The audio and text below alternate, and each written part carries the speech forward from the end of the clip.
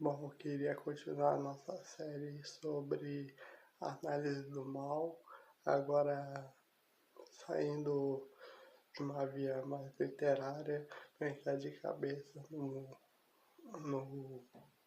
na questão dos videogames, né? E um jogo que me surpreendeu muito no, nos últimos anos, né? Uma das poucas coisas que me fazem ficar assim, um, acontecimentos que brotam assim, que fazem você ficar feliz na época que você nasceu, né? E não na maré de tristeza e de desagrado que envolve.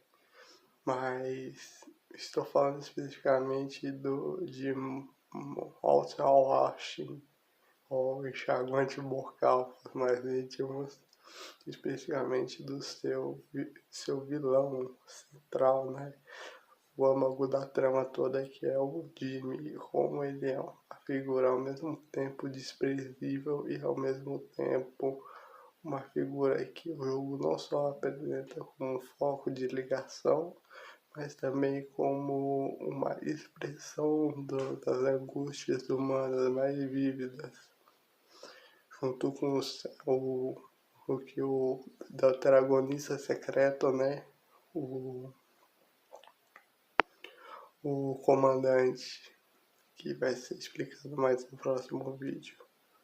Porém, a gente vai focar mais no, no nosso grande maléfico, né, o Jimmy. Bem, o jogo ele começa, né, falando um pouco apresentando mais ou menos a nosso cenário, né? E não tem como não fazer um paralelo com Alien, né? A Tupar, que é a nave espacial deles, parece muito com a Nostromus, que é a nave do, do filme. Uma coisa que me impressiona muito nela é como, de certa forma, esse paralelismo, né, entre um monstro, né, a figura de um antropomórfico desconhecido e um monstro na figura de um ser humano perturbado, distorcido, que vai ser que vai ser o grande inimigo invisível que vai espreitar os viajantes, né?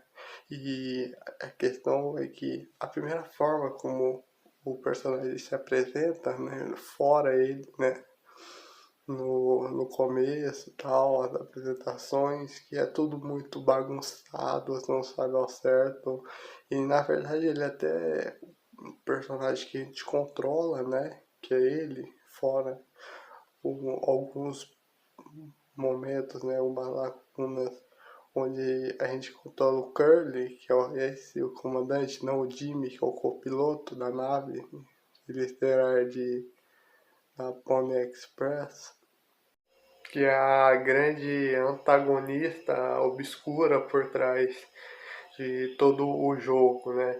Essa empresa que abusa dos funcionários, não tem, obriga eles a trabalharem 19 horas por dia, pelo que aparenta, né, salários baixos, né?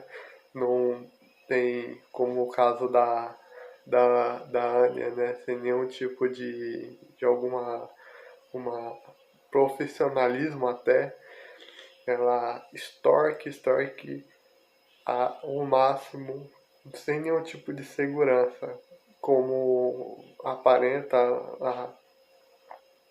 um, na parte, né, das câmaras de criogenia, né, elas não têm nenhum tipo de segurança, assim, algo que poderia salvar toda a tripulação, não tem nenhum tipo de segurança extra para conseguir manter eles vivos, postergar. Então, por mais que a gente já vendo de forma teleológica, né, do final pro começo, o Jimmy como o grande antagonista, porque ele é o grande motor da história, né, por causa caso dele que tudo vai acontecer. No fundo, eu vou falar isso mais depois. Ele é, de certa forma, um monstro, né, criado pelo próprio cenário na qual ele vive, que não tira a responsabilidade dele. Mas o meio na qual ele desenvolve essa malignidade dele só é, é, só você compreendendo esse meio já desumano, já totalmente capitalizado, onde a busca, né, ele é um homem que aparenta, a primeira vez, ser uma pessoa muito, não só uma pessoa responsável no primeiro instante, mas depois uma pessoa meio cordial, até usando de humor, né? Mas tudo isso é uma máscara que esconde toda a sua ânsia, os dois grandes pilares que sustentam que de certa forma vão gerar toda os dois grandes movimentos dele que vão gerar todo o desastre, né? Que vai ser a tentativa dele de destruir a nave junto com todo mundo dentro, né? Depois que o Curly revela que a Tupar vai ser aposentada, eles vão ser despedidos.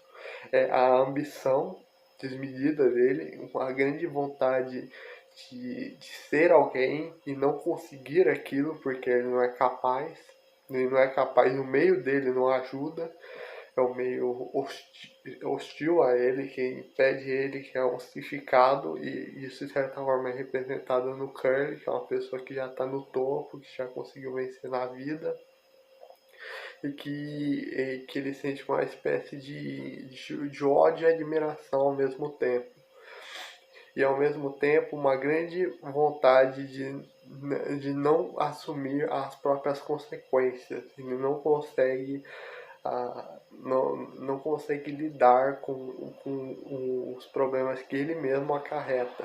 Isso vai ser vai ser o grande motriz, né, no impulso dele, porque ele tem é a grande pergunta, né? Ele é um personagem totalmente desprezível, mas mas a grande questão é ele como se ele fosse totalmente desumano, assim, não teria como identificar de certa forma você ter algum certo tipo de ligação e assim eu acho que a trama ficaria muito perdida, o que não acontece. Ele é um personagem muito humano, mas no sentido de que as profundezas mais baixas que habitam em todo ser humano nele foram expostas da forma mais crua possível. Primeiro, o caso dele, né, que como copiloto, né, o caso dele com a Anne, o abuso que ele faz sobre ela, que resulta num filho que ele não esperava, né, e esse é um grande choque para ele primeiro porque extremamente a gente não sabe ao certo que toda aquela miragens, né, e formas que aparecem, né, como é que nem Silent Hill, né? Nesse sentido é muito parecido com Silent Hill, quando os medos se expressam de forma é, nos momentos mais abstratos, né? Se é só os medos do Jimmy ou do Curly também. Eu acho que provavelmente dos dois, né? Que mostra que eles são os mais instáveis de a, toda a nave, né? Apesar de ninguém ali ser mais ou menos mentalmente saudável. É no Jimmy que se encontra principalmente e ele não expõe algum tipo de ou espécie de carinho ou espécie de atração física ou alguma espécie de algum impulso, alguma forma de apego à Anya, mas sim uma espécie de expressão do poder que ele não tem. Então tudo parece meio fisiológico quando ela se apresenta para ele, ou como um véu, que é apresentado como o caso da flor da inocência, o véu que ele quebra expõe o fisiológico. É muito interessante nisso que a partir disso existe a grande derrocada da mente de uma pessoa que já se sentia impedida de viver a vida dele com a despedida, com ele vai ser obrigado, né, de certa forma, apesar do Curry passar pano em cima, né, do passar em cima do acontecimento, ele vai ter um filho que ele não quer, não vai estar despedido com uma mulher que aparentemente ele não gosta.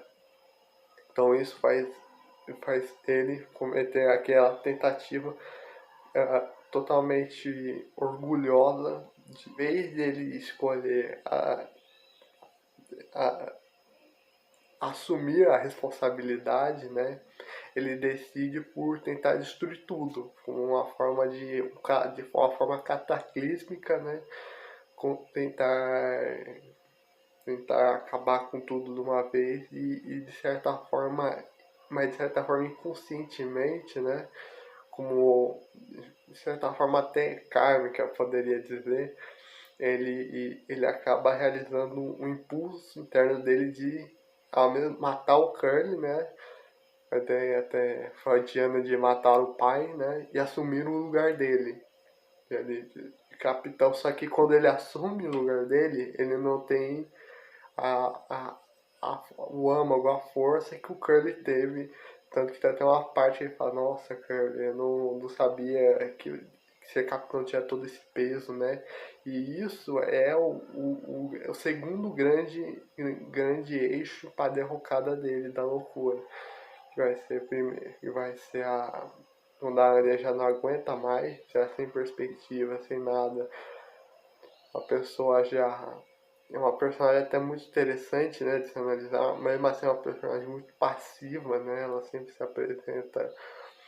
E esse é que é também uma máscara, né, uma passividade que mascara uma forma de dor interna dela, de uma angústia.